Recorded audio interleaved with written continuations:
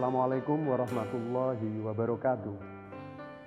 Ayah bunda yang berbahagia, saya pernah melihat bagaimana teman-teman guru membuat tes kepada siswanya, dan tes ini untuk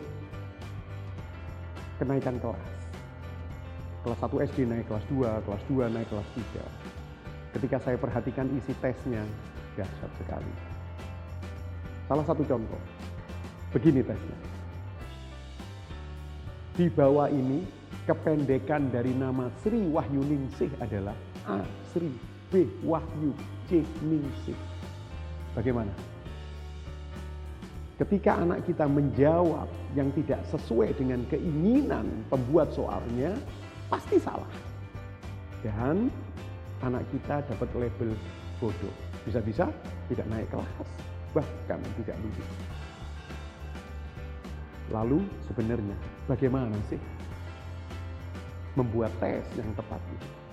Nah, pertama, kita sebagai guru ataupun sebagai orang tua ketika ingin melakukan tes kepada anak, pertama adalah instruksi tes harus jelas, instruksinya.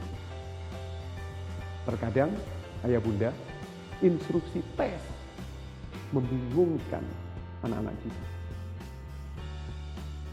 Di bawah ini isilah dengan benar. Itu instruksinya. Ada sebuah kalimat, tahun berapakah perang Pangeran Diponegoro? Dijawab benar. Bayangkan. Karena apa? Sebab instruksinya diminta menjawab yang benar. Ini adalah kesalahan utama dari banyaknya tes-tes untuk anak-anak kita. Yang kedua, ketika anak kita diminta menjawab, tolong anak-anak kita harus menjawab tes dengan berbagai cara. Terkadang kita sebagai guru dan orang tua meminta anak menjawab tes tunggal dengan nulis saja. Padahal mestinya bisa dengan berbagai cara. Salah satu contoh, ketika ada siswa atau anak kita yang mengerjakan tes bahasa Indonesia, tulisan deskripsi mengarang tentang kebun di belakang rumahnya. Ada salah satu siswa hanya menulis kata subur. Pasti nilainya jelek, pasti remedi. Lalu apakah itu yang benar? Tidak. Siswa tersebut harus diberikan kesempatan untuk menjawab dengan cara yang lain, mungkin dengan bercerita. Ketika itu yang terjadi, pasti anak kita akan menjawab dengan sempurna. Yang ketiga adalah ketika anak kita menjawab soal yang salah. Kebanyakan guru tidak pernah bertanya tentang alasan mengapa anak kita menjawab salah. Saya pernah mendapatkan pengalaman ini. Saya minta anak saya, siswa saya, menjawab 3 ditambah 2. Tetap jawabnya dengan 6. Ketika saya konkretkan 3 ayam ditambah 2 ayam, tetap jawabnya 6 ayam.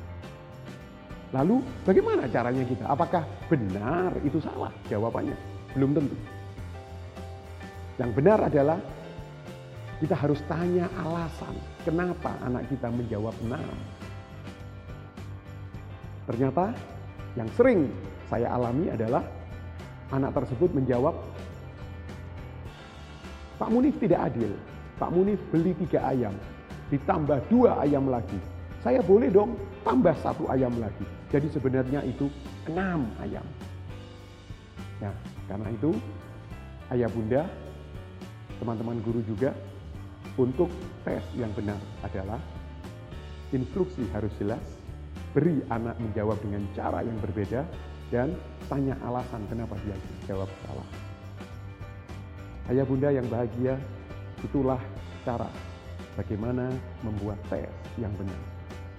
Terima kasih. Saya Munif Hatib, praktisi pendidikan. Wassalamualaikum warahmatullahi wabarakatuh.